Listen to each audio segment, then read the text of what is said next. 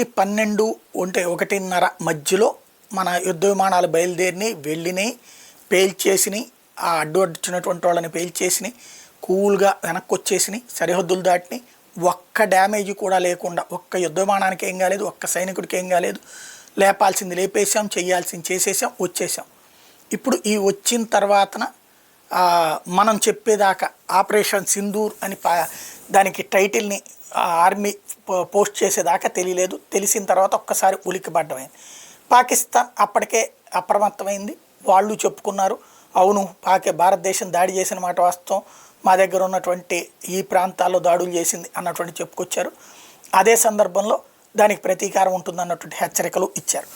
ఇదంతా ఒక ఎత్తు అయితే, భారతదేశం వెంటనే ఏం చేసింది, తెల్లారేటప్పటికల్లా మొత్తం ప్రపంచంలో ఉన్నటువంటి అన్ని దేశాలకి, America, Russia, Britain, Saudi Arabia, ఇట్లా అన్ని దేశాలకి ఫోన్లు చేసింది.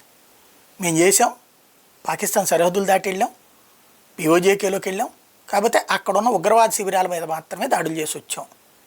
ఈ సందేశాన్ని తద్వారా మేము యుద్ధం చేసి రాలేదు, వాళ్ళు ఉగ్రవాదులు మా దగ్గరికి పంపించారు కాబట్టి ఆ ఉగ్రవాదులకి తల్లి అదే కాబట్టి ఆ ఉగ్రవాదుల శిబిరాలని ధ్వంసం చేసి వచ్చాం. ఇది మా ఉద్దేశం, మాకు ఉగ్రవాదులను అంతం చేయాలనుకుంటున్నాం కానీ పాకిస్తాన్ కాదని చెప్పి ఈ సందేశాన్ని ప్రతి దేశానికి ఫోన్ చేసి మరీ చెప్పారు.